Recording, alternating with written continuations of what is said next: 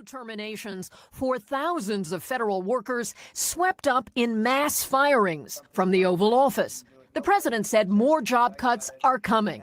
Beyond 75,000 workers, the administration says, volunteered to quit with his offer of a promised payout. It's a big, tremendous saving for us. We want to downsize government, but make it better. Run it better. Today, outside Health and Human Services, Valentine hearts left for federal workers to protest Elon Musk's Department of Government Efficiency. The first convening of federal workers against DOJ. Among those let go, first-year employees with probationary status, like 39-year-old Elizabeth Anaskevich, fired from the Consumer Financial Protection Bureau. But I never would have imagined that this is what would have happened, and it would have happened so swiftly and so inhumanely. At Veterans Affairs, more than 1,000 employees dismissed. U.S. Forest What I was saying here is that thousands of Americans are getting laid off. And a lot of these Americans have been fired by Donald Trump by the way of Elon Musk. And a lot of these Americans voted for Donald Trump.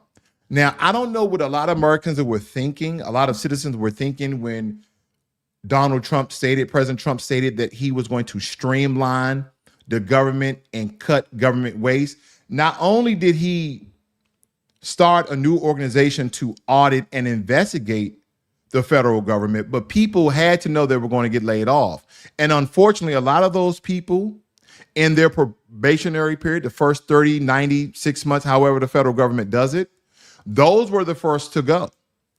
And again, I don't know if you guys ever tried to apply for a government position, but it's very difficult to work for the government. They do all sorts of background checks. They want to know your very first job to your very last job. How did you leave that job? They are very, very thorough. And it's very hard to get a lot of these high-level positions, let alone if you're going in to be a GS5. It doesn't matter what department, okay? You have to be highly skilled. Your credentials have to be on point. But nonetheless, we're talking about thousands of Americans who has lost their way of life by the way of their jobs that they just received, and some of those tenured. But don't just think about the government workers themselves. I want you to think about their families. And I'm going to show you more information here. Okay, I'm going to continue. I know you guys could hear this. I'm going to continue on with the clip here. And this is almost done. Service 3,400. Energy's National Nuclear Security Administration oversees the nuclear stockpile. No specific figure, but a DOE spokesman stated less than 0.5% of the total NNSA workforce was dismissed. A big target for DOJ, waste or abuse of tax dollars. The Government Accountability Office found in 2023 $236 billion in what's considered improper payments wrongly sent by federal agencies. Today, newly sworn in Agriculture Secretary Brooke Rollins. And as far as the layoffs go, I don't have the exact number, but yes, those will be forthcoming. Today, a federal judge extended a temporary restraining order that keeps the DOJ team from accessing sensitive data at Treasury. Lester? Hey, are you guys familiar how our government just throws around money like it's nothing? Listen, guys, I'm not a millionaire. I'm a thousandaire, meaning I got a couple of thousand in the bank. I'm being very, very serious. I'm not a millionaire.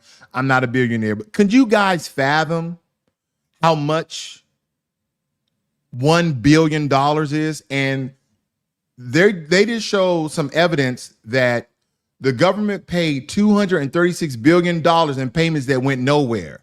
Now, they went somewhere. Okay. On paper, they went nowhere, but it went somewhere. But $236 billion. Let me put you guys up on game very quickly. It takes $1,000 million to make $1 billion. Okay. Now I want you to think about 5 million. Wouldn't you be happy with 5 million? 10 million. 50 million, $100 million. I want you to think about this.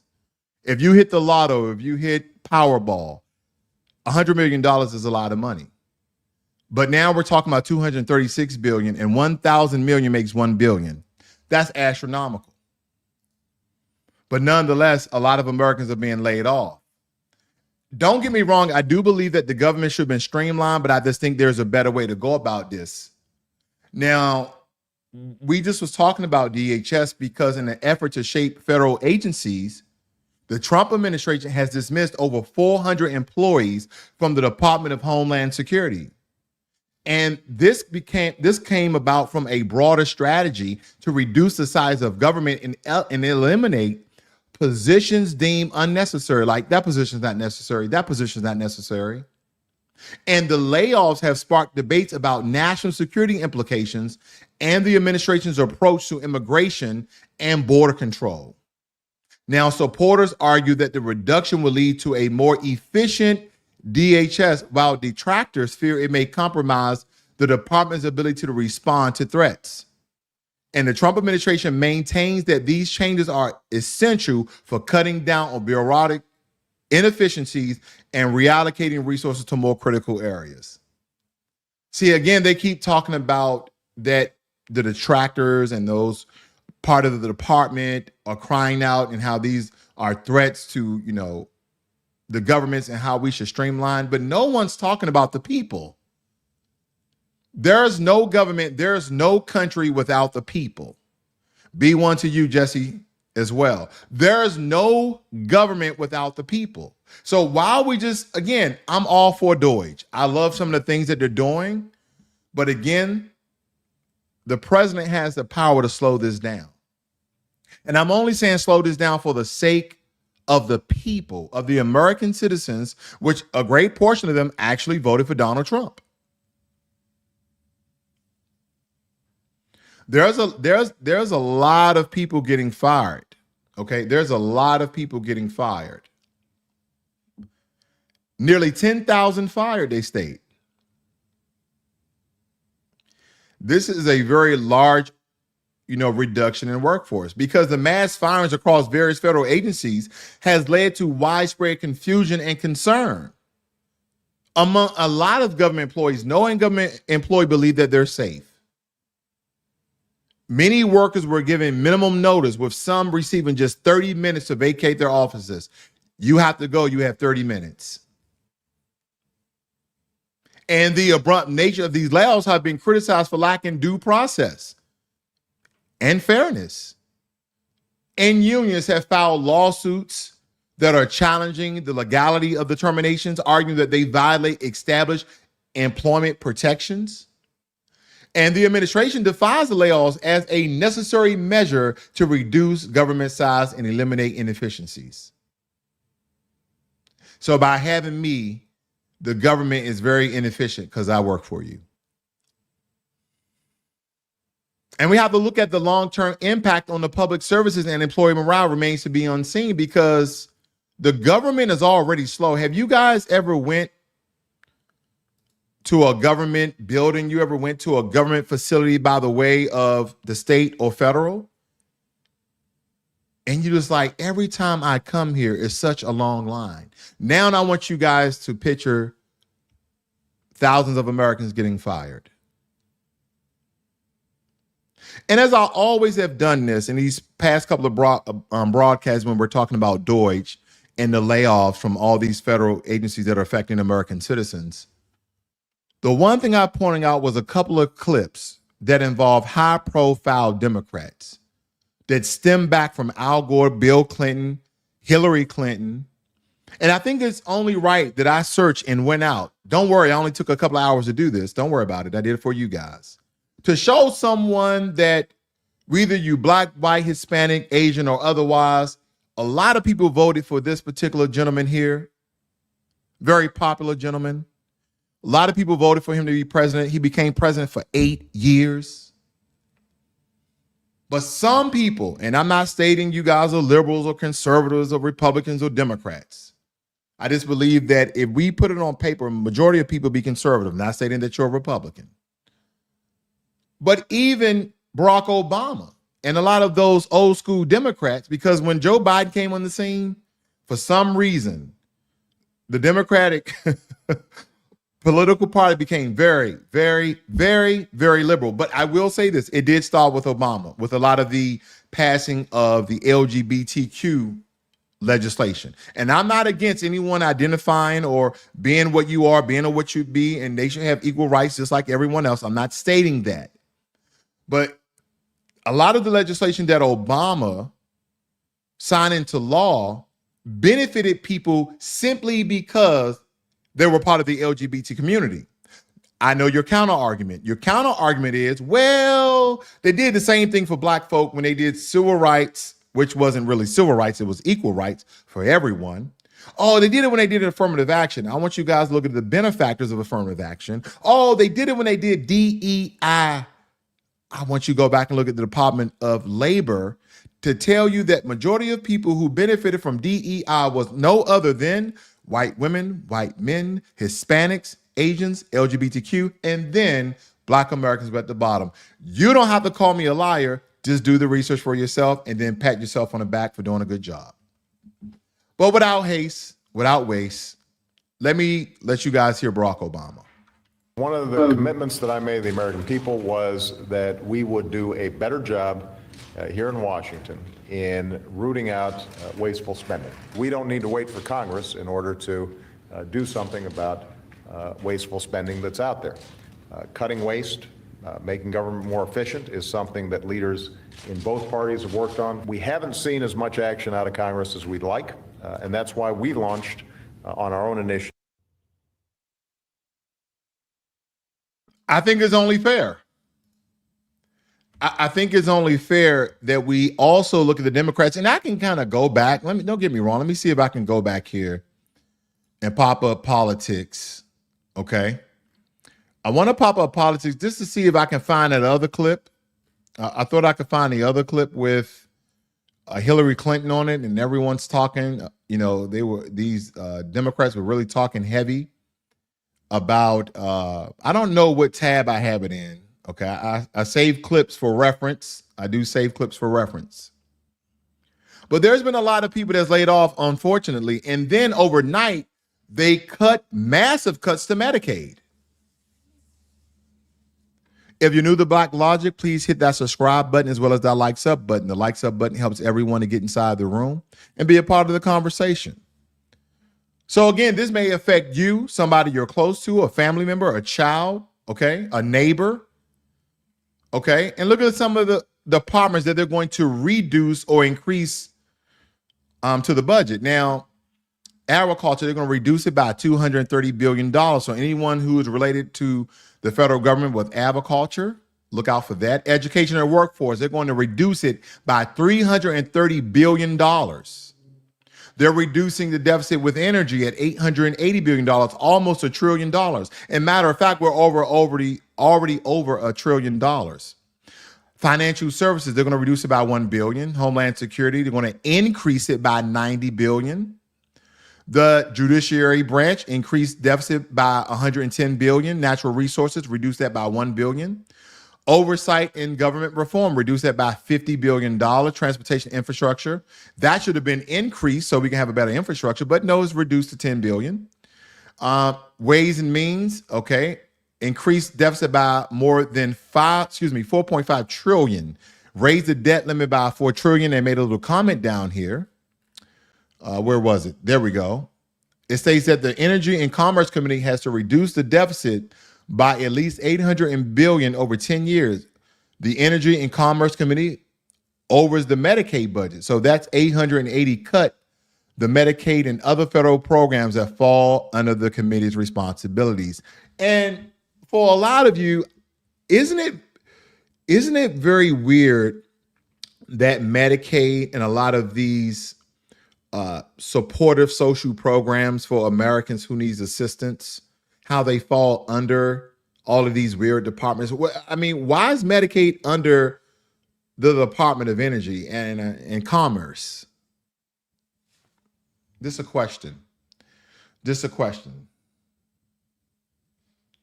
That's a really good question. Sam Husky says, how many White House staff, congressional staff, SCOTUS staff were fired? 0, as far as I know. And if they were fired, I don't know if they made it public. They're making everything else public. And again, I am for Doge, but I'm not for the innocent firing of people too fast. Now, granted, someone have been making jokes online about all of these government workers getting fired. They told them there's a lot of fruit picking jobs available. There are a lot of construction jobs available, a lot of distribution jobs available, because we're deporting a lot of the illegal immigrants. Because a lot of Americans first were like, well, who are going to do all these jobs that Trump is deporting all these people who are illegally in our country? Was this a possible ploy to cover some of those jobs? It's very, very difficult to say. And I'm not trying to make light of it, because this is not a really light conversation to have. It really isn't.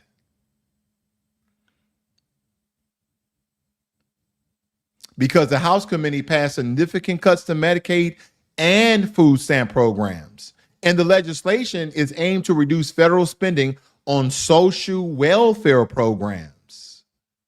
A move that has been met with both support, criticism, and proponents argue that the cuts are necessary for fiscal responsibility and reducing the national deficit. And opponents, they're stating that these reductions will disproportionately affect low-income individuals and families who rely on these services for basic needs. And the timing of these sessions has also raised questions about the transparency and legislative process. But nonetheless, Boo moves forward, and it is expected to face intense debate in both the House and Senate. Why would they pass or propose such a thing? Now, granted, a lot of people are saying, yeah, they're cutting social program, no more Section 8, and no more food stamps or EBT. Now, granted, stereotypically, and unfortunately, Black people have been labeled with being welfare recipients in Section 8 housing. And again, I'm going to type this question into Google. What demographic of America is mostly on government assistance? I'm looking that up as we speak. Okay, of course, they say all people of all races. Okay, let's get some statistics here. Okay, I just want to see if that's true. If majority of Black people are on government assistance. Let's see if they broke this down by demographics. Let's see. Okay. Let's see who are the major recipients. Okay. Characteristics of SNAP. Bear with me, guys. I want to show these statistics to you. Now, Pew Research is a very, very reputable site. Okay. We can look at other sources, but I'm just giving you one for the sake of time on this broadcast. Characteristics of SNAP recipients as of 2020. Okay, whites, 72.7%. We can round it up because my math isn't so good, so 63%. Blacks at 27%, and Hispanics at 27%. And the least is Asians at 3.8%. Okay? All right. I'm not going to look at the education. Again, we're looking at SNAP. That's your EBT. That's your food money. Okay, let's see if I missed anything. Okay, I just want to make sure I'm not cheating. And you guys can look this up at pewresearch.org. I want to see if they have any more graphs here. Food stamp use varies widely among U.S. states and territories. New Mexico, D.C., Virginia. So a lot of people over here, Oregon, Nevada, Louisiana, Oklahoma, Illinois, some parts of Alaska. You see the numbers here. But they said that the majority of people who are receiving SNAP are white Americans. I'll get it back to you. Here we go, right here. Look at this. Okay, I want to go back here. I want to see if there are any who is receiving social safety net benefits. Let's look into this. Again, I'm doing this very organic. I didn't already look this up. I'm not trying to trap or curtail the statistics here. I'm just looking at. I just want to see if they have numbers. Okay, Okay, they're not really giving me, okay, SNAP, WIC, okay, age, sex, race. Here we go. Among the total population in 2022, select social safety net, percentages with select characteristics, okay? Okay, so Medicaid, SNAP, WIC, let's look at this. Okay, I'm hovering over white at 75.6%. Okay, and they said among that, okay, blacks at 13.4. Is this just the population? I think, is it not just the population? I want to make sure. 14% of Hispanic women between the ages 18 and 64 got SNAP. Okay. I'm just going through the statistics. Is that okay? Am I losing anybody with these statistics that I'm just randomly getting? And this is from a government website. I'm gonna do one more. It says, how many people participate in the social safety net? I'm looking at demographics. Okay, I'm looking at demographics. In 2020, 27%. I know that's pretty small. Let me blow that up for you guys. 27% of both adult and child recipients were black. In 2020, 44.6% of SNAP recipients were non-Hispanic whites, and 31.15% were non-Hispanic white as well. That's very interesting, is it not? 21.9% were Hispanic. So again, the major recipients of welfare, Section 8, and SNAP is white people. So the next time yourself, being your demographic, gets involved in a conversation, they're trying to paint black people in this bad picture that we're all welfare gangsters, hip hopsters, and we're leeching off the government, that we're welfare recipients and babies. Don't even get into an argument. Just giving the statistics. Majority of black Americans, believe it or not, are in the middle class. Now, majority of our middle class are part of the lower middle class, meaning you probably make $60,000 to $35,000 a year. We do have at least 1 million black Americans that are homeless. So that increases the numbers of being in poverty. A lot of us are sectioned off in low income housing, so that sections off. But as far as the benefits that this country gives out, the majority doesn't go to black people. So when we're talking about DEI initiatives, and the Department of Labor came out with the statistics to back that up, I'm just saying I agree with President Trump. Cut those DEI initiatives. Go ahead, cut them. Maybe we can have another form of equality in this thing. It's possible. Now, Vice President JD Vance, he has elicited very responses from the international community, because a lot of the European leaders in particular have expressed concerns over Vice President's remarks at the Munich Security Conference and the U.S. approach to climate change and free speech. He's cracking jokes on the world stage. Now, granted, JD Vance is around my same age. I think we're like 2 years apart. I think JD Vance is 44 or 45. So he's still probably young at heart in a very important position, but he's cracking jokes. And additionally, if we look at the mass layoffs within the U.S. federal agencies, because that have raised questions about America's commitment to international aid and cooperation, especially with the downsizing of agencies like USAID, and the administration continues to implement its policies. And it's facing the challenge of balancing domestic objectives with maintaining strong international alliances. So this is probably not the time within Trump's first 100 days to crack jokes. Are you guys abreast of the going situation in Gaza? I'm just going to read just a little bit here, because they stated that they have released some hostages. And Trump on Truth Social stated Hamas has just released 3 hostages from Gaza, including an American citizen. They seem to be in good shape. This differs from their statement last week that they would not release any hostages. And the reason why Trump is saying that, because he basically gave them a threat. Like, if you don't release these hostages, all hell will break loose. That's what Trump said. But Israel will now have to decide what they would do about the 12 o'clock today deadline. So let's just see if we can just click on this. I want to see what he said here. The rest of this actual tweet here that was forwarded on X. Deadline imposed on the release of all hostages. The United States will back the decision they make. So again, Trump is standing 10 toes down with Israel about this hostage situation. No comment.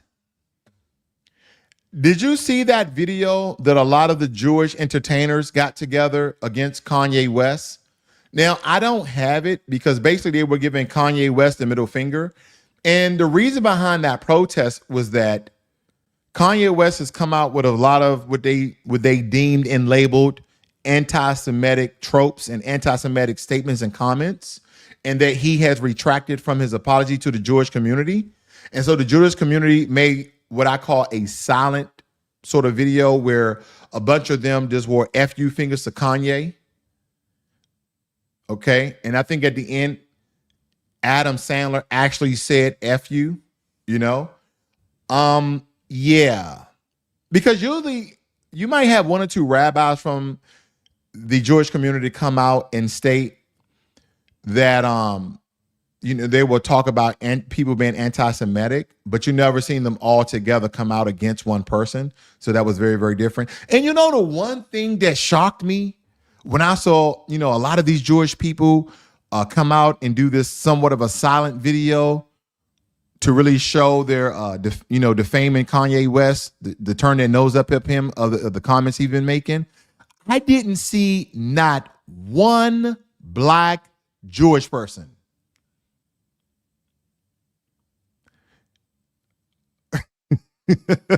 I pause for effect. Again, I didn't see not one black Jewish person.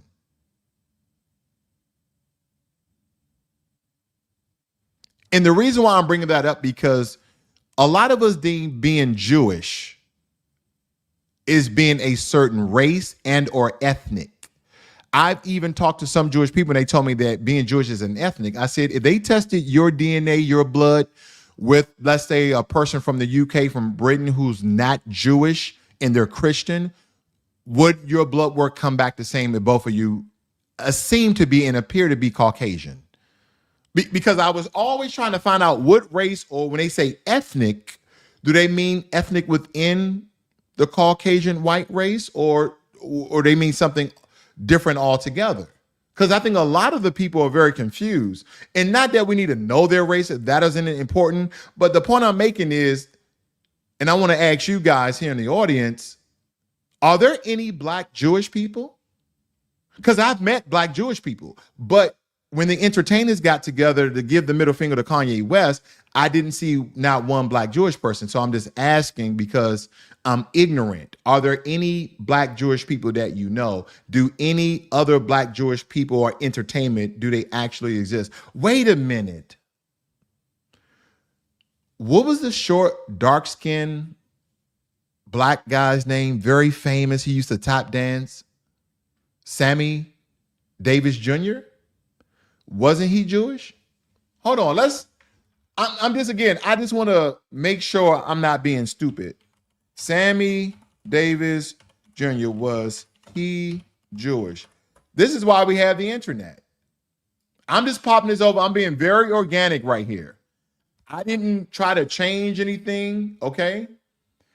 Yes, Sammy Davis Jr. converted to Judaism in 1960. His decision was controversial and marked by some, but Davis maintained that his racial and religious identities were compatible. This is a black man during the 60s. So are you born a Jew or do you become a Jew? I'm just asking questions because I want to learn. I'm ignorant. Okay? Again, I'm not going to dive too deep into this. But he converted to Judaism, or Judaism. My apologies. Judaism. I'm just asking questions. I'm going to read some of your comments very quickly here. Jesse says, Sam Davis Jr. Okay, yeah, he converted. Jacqueline says, great show as usual. You always come with great information. Well, thank you for that. I try to come with good information. I just want to make sure you guys are informed and that I'm not being biased or that my broadcast has a lot of conjecture. I try to stay as neutral as possible. Now, granted, I do have my personal biases. But when you're giving information, when you're giving the news, I want my news uncontaminated. But nonetheless, one of the best part of this broadcast, you get your jury from your mother.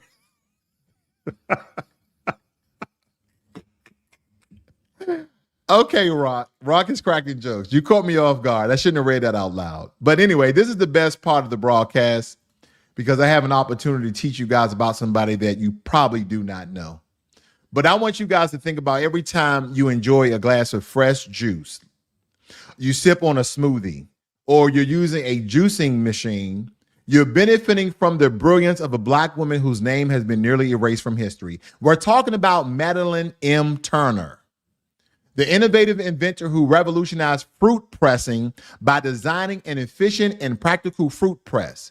Her invention improved juice extraction, making it faster and easier. It paved the way for modern juicing machines used in homes and industries today.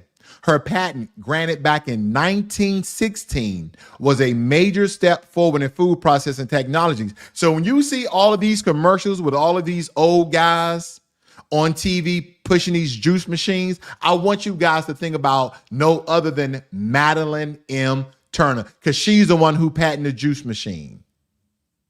Now, of course, despite her groundbreaking contributions, her name remains largely unknown because you didn't even know that until today. But nonetheless, we celebrate Madeline Turner, the Black woman who transformed fruit processing forever, because back in the early 1900s, Black women were faced with severe racial and gender discrimination, especially in the world of science, engineering, and business. But Madeline Turner refused to be held back. She designed a more efficient way to extract juice from fruit, improving on existing manual presses. She applied for a patent and was granted the U.S. patent on April 25th, 1916, at a time when Black women were rarely recognized as inventors. She broke through and made history. Her invention laid the groundwork for modern juicers, making fresh juice more accessible to people from around the world. Turner's invention, fruit pressing, was inefficient and labor intensive before Turner's invention. A lot of the fruit presses were very inefficient and very labor intensive before she came along. She made juice extraction faster and easier, reduced waste by extracting more juice from fruit, inspired future innovators in industrial and home juicing machines. She helped shape the modern juice industry from small kitchens to large-scale beverage productions. Now, of course, despite her brilliant invention, Turner, like many others, faced limited recognition in history books and scientific records. Few opportunities to profit from or expand of her invention. She also had systematic barriers that kept Black women out of the engineering and patent world. But yet her contribution still made an impact, and her legacy lives on every time you drink fresh juice. She holds a U.S. patent for the fruit press, proving her place in innovation history. Her design influenced future juicing machines used in homes and the food industry. Me, myself, I have a fruit pressing machine or a juicer that was $300 that my wife wanted. But anyway, when we talk about Madeline Turner, she opened doors for Black women and innovators and inventors, proving that innovation knows no color or gender. Let's just leave color out of it and look at the people for the contributions. Madeline Turner's fruit press paved the way for modern juice extraction, yet her name remains largely unrecognized. So the next time you drink a glass of fresh juice or use a juicer, I want you guys to remember no other than Madeline M. Turner. Madeline, we take a moment here today and we salute you, Queen, for the contribution that you made not only to Americans, but to the world that we know. And I thank you all joining him this evening. I'm going to read some of your comments here. Jacqueline said they do a poor job separating the religion from the ethnic group. They cause their own confusion. Okay. Roger said you get your okay. Bucker Trump Krishner. Okay. They allow people to convert to their religion, but discuss their group as an ethnic group versus a religious group. Makes absolutely no sense. They need to separate lineage. Okay. Let's see here. No judgment. All right. Thank you guys for joining me here this evening. I do appreciate your time. You guys have a great and wonderful evening. By the way, tomorrow I'm going to do a broadcast, and that will be my last broadcast for an entire week. I'm taking a hiatus. I've been working pretty hard here. I don't know if you guys have been benefiting or appreciating the hard work, but I'm tired. I love what I do, but I'm just keeping it real with you guys. I'm going to take 1 week off. It's going to be hard for me not to broadcast, but I'm going to try it. I need some rest and relaxation, but I do thank you for your contributions to Black Logic nonetheless. But I'm going to take a hiatus after tomorrow, and hopefully you guys don't miss me too much, but I'm definitely going to miss you guys and giving you guys the news. But nonetheless, I see you guys tomorrow. You guys have a great and wonderful evening. This is Black Logic.